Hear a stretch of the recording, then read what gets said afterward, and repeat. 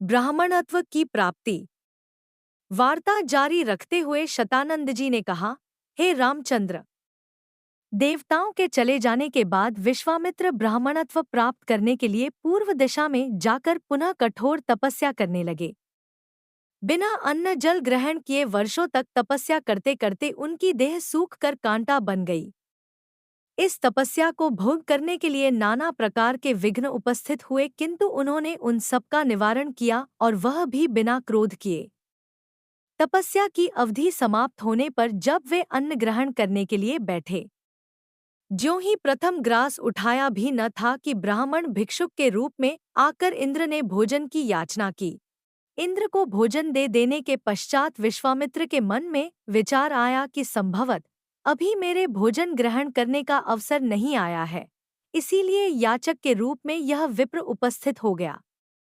मुझे अभी और तपस्या करना चाहिए। अतएव वे मौनव्रत धारण कर फिर से दीर्घकालीन तपस्या में लीन हो गए। इस बार उन्होंने प्राणायाम से श्वास रोककर महादारुण तप किया। उनके तप से प्रभावित देवताओं ने ब्रह्माजी से निवेदन किया कि भगवान, विश्वामित्र की तपस्या अब पराकाष्ठा को पहुंच गई है।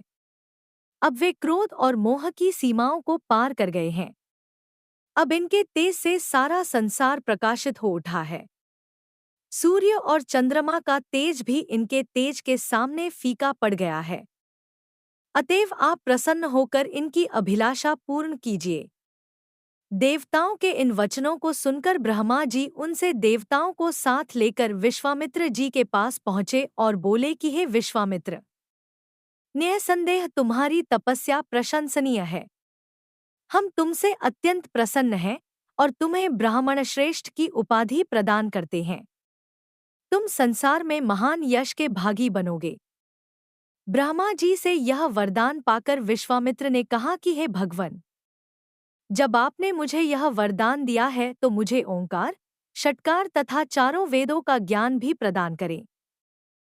प्रभो, अपनी तपस्या को मैं तभी सफल समझूंगा जब वशिष्ठ जी मुझे ब्राह्मण और ब्रह्मर्षि स्वीकार करेंगे। विश्वामित्र की बात सुनकर समस्त देवताओं ने वशिष्ठ जी के पास जाकर उन्हें सारा वृत्तांत सुनाया। उनकी तपस्या की कथा सुनकर वशिष्ठ जी स्वयं विश्वामित्र के पास पहुंचे और उन्हें अपने हृदय से लगाकर बोले कि विश्वामित्र जी, आप वास्तव में ब्रह्मर्षि हैं। मैं आज से आपको ब्राह्मण स्वीकार करता हूँ। हे रघुनंदन, इतनी कठोर तपस्याओं एवं भारी संघर्ष के पश्चात विश्वामित्र जी ने यह महान पद प्राप्त किया है। ये बड़े विद्वान, धर्मात्मा, तेजस्वी एवं तपस्वी हैं। राजा जनक भी शतानंद द्वारा वर्णित विश्वामित्र जी की कथा सुन रहे थे। वे बोले, हे कौशिक, मैं आपको और इन राजकुमारों को मिथिला में पाकर कृतार्थ हो गया हूँ।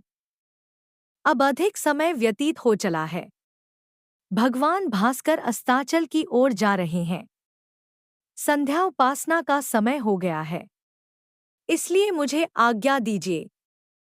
प्रातःकाल पुनः आपके दर्शन के लिए आऊंगा। इस प्रकार मुनि से आज्ञा ले राजा जनक अपने मंत्रियों सहित विदा है। विश्वामित्र जी भी दोनों राजकुमारों के साथ अपने निश्चित स्थान के लिए चल पड़े।